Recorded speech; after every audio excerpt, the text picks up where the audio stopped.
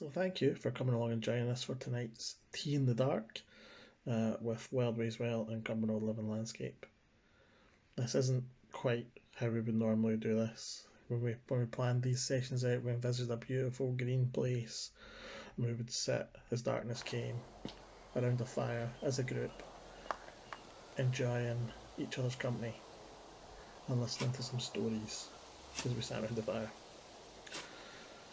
Obviously we can't do that right now, but do you know what? There's nothing stops us from still getting together virtually and watching the fire and listening to some stories. Storytelling is an ancient tradition. It's something people have always done around fires, and I think it's just a nice way to spend a few minutes in good company. So if you'll join me, grab yourself a cup of tea, we'll get the fire started, and we'll sit back and we'll listen.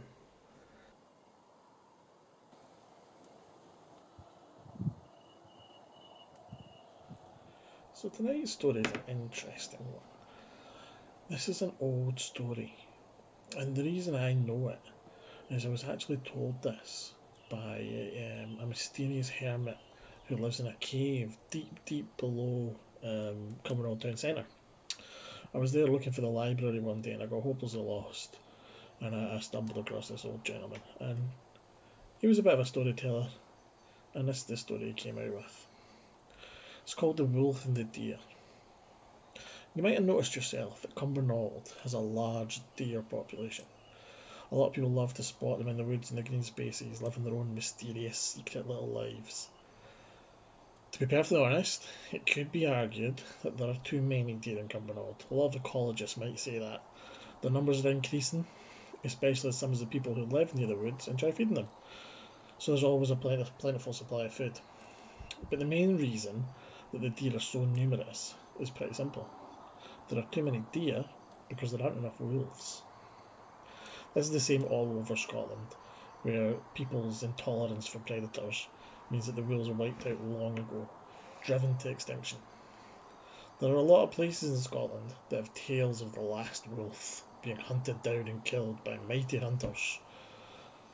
But there's no story like that in Cumbernauld. And the reason for that is that there have been no wolves in Cumbernauld for a very, very long time.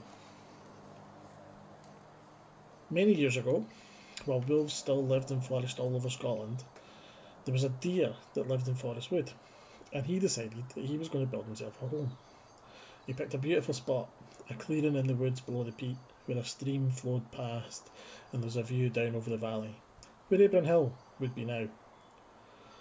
The deer spent all day foraging for food and spending time with his herd, but every night he came back to the same spot and he worked ever so hard, clearing away leaves and fallen branches, rolling rocks down the hill and creating beds and windbreaks to make safe, comfy spaces to spend his nights. This was something that no deer had ever done before. Deer don't build homes, and he was very proud of his work. One night, however, he found a rock right in the middle of the clearing that he just couldn't move. He pushed it with all his might, but he could not shift it. All night he tried and tried, but as dawn came, the rock was still there, right where it had been at the start of the night.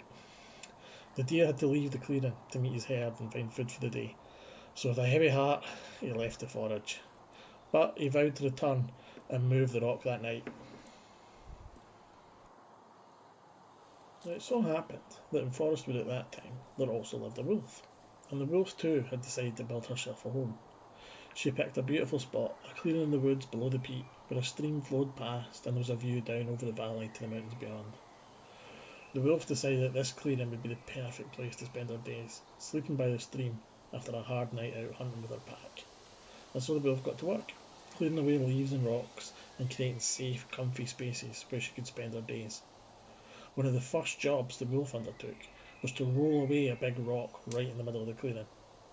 At first she tried to push the rock, but it was buried too deeply, so the wolf used her strong paws and her sharp claws to dig around it, freeing it from the earth and making it a simple job to roll away. Next, the wolf spotted a hanging branch right over the best sleeping spot. She didn't want to leave it there in case it fell on her while she was sleeping, so she determined to remove it. but try as she might, she couldn't. It was just too high. She tried leaping and catching it in her jaws, but no matter how high she jumped, it was always just out of reach, and her jaws would close with a snap on empty air. All day she tried, but as the sun fell and it began to grow dark, the branch was still there, right where it had been at the start of the day. The wolf had to leave the clearing to meet her pack and to find food for the night, so with a heavy heart she left the hunt, vowing to return and remove the branch the next day. Not long after the wolf left the clearing, the deer returned, determined to work harder than the night before and remove the rock, but he was amazed and delighted to find the rock was gone. The deer couldn't work out how it had happened, but he decided not to question his good fortune and instead continue improving his new home. He worked hard all night, and just before dawn he spotted the hanging branch right where the best sleeping spot was. He didn't want it to fall on his head while he was sleeping, so he determined to remove it. He tried to reach it with his mouth to pull it down, but it was just out of reach, so he stood beneath it and raised his head, catching the branch in his antlers and pulling it down to the ground. And with that done, he headed off for another day of foraging with his herd. Not long after the deer left, the wolf returned, determined to work even harder than the night before and remove the branch. But she was amazed and delighted to find the branch was gone. The wolf couldn't work out how it had happened, but she decided not to question her good fortune and instead continued to improve her new home.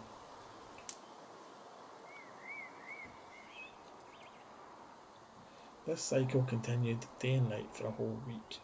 Every night the deer returned to the clearing, only to find that someone else had been working there, doing all the jobs that the deer found too difficult. And likewise, every day the wolf returned and marvelled at the work that somebody else had done in the clearing, doing all the jobs that she couldn't do herself. Eventually, the jobs were all done, and the deer and the wolf both decided it was time to move into their new homes. The deer spent all night sleeping in a comfy bed by the stream, and as dawn arrived he got up, after the best night's sleep he'd ever had, and went to return to his herd. But just as he walked to the edge of the clearing, who should he meet but the wolf coming the other way. The wolf was tired after a hard night running with her pack, and she was looking forward to her comfy bed, so she was surprised to see the deer already there. Both animals immediately realised what had happened, and since neither was willing to give up the beautiful home they'd built, they both, reluctantly, agreed to make a truce and share the spot. The deer would sleep there by night, and the wolf would sleep there by day. They would meet only at dusk and dawn when one arrived and the other left. They promised never to harm each other and to live in peace. On the very first night, however, as the dawn broke and the deer prepared to leave, he was shocked to see the wolf dragging the body of another deer down the path. The wolf had made a kill and was bringing it home to its dining spot by the stream, where it settled down to enjoy its meal before it slept. The wolf noticed the deer and noticed her alarm, but promised her that of course she would never kill and eat her housemate. This was just food. But the deer couldn't help but be afraid. The deer crept away, terrified as to what might happen if he stayed too long when the wolf was hungry. He decided that he must show that he was no pushover, so he went down to the village in the valley and he spoke to the humans who lived there. He asked the people to catch and kill a wolf for him. The people were reluctant and they asked what the deer could offer in payment, and so the deer agreed that every winter he would shed his antlers, and the people could use them for decoration or to make tools. The people thought about this and decided it was a good deal, so they agreed to catch and kill a wolf and give the deer the body. That very day the deed was done, and as night fell, the deer dragged the body of the wolf into the clearing. The wolf saw him come down the path and noted the body, which was covered with wounds where it had been gored by deer antlers and trampled by hooves. The deer promised to the wolf that of course he would never harm his housemate, but the wolf wasn't sure what to believe. The wolf was afraid and crept away to spend the night with her pack, worrying all the time. That morning as the deer woke and the wolf returned, both animals were extremely nervous as they examined their home. It so happened that morning, just as they met, a storm swept through Forest Wood. The rain fell heavily, so the paths were covered in thick mud, and a mist sprang up so that neither animal could see a safe way out. They were forced to stay together, but each animal retreated to opposite sides of the clearing, nervous both of the storm and of each other. No animal likes a storm, and as the day went on, their anxiousness increased along with the storm's ferocity. Finally, when each could bear it no longer, the storm reached its peak. The sound of the wind rushing through the trees sounded like the howl of a great wolf filling the air, and the rain hitting the deer's skin felt like the hungry wolf's saliva. The deer panicked. He knew the wolf couldn't be trusted, and here was the proof. He ran off into the woods and disappeared, vowing to never again build a home. Just as the deer left, there was a huge roll of thunder which echoed off the hills and filled the clearing with noise. It sounded to the wolf like the noise of a huge deer's hooves pounding at the earth, ready to trample any wolf who got in his way. The trees shook as though the deer's antlers were coming crashing through them, ready to impale the wolf on their sharp points. The wolf could stand it no longer. She knew the deer couldn't be trusted, and here was the proof. She panicked, fled into the woods, and disappeared, trying to outrace the thunder and the wind. The wolf ran and ran until it had left Cumbernauld altogether. In fact, it didn't stop until it was right up into the Highlands of Scotland, and it vowed never to return. And to this day, both animals have kept their promises. The deer never again built a home, instead sleeping out every night in a new bed. And the wolf never returned to Cumbernauld, and was soon wiped out from all of Scotland. And to this day, neither species can trust the other.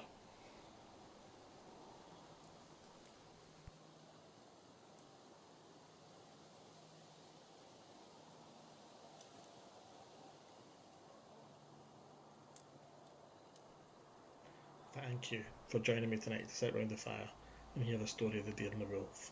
I love listening to stories, but it has to be said, it's always better in company.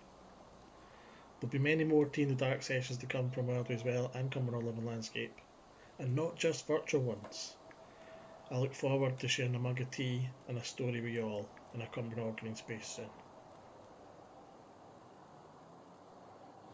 But for now, we'll let this fire die. We can sit and enjoy it as it burns out, and we know that we'll light it again soon.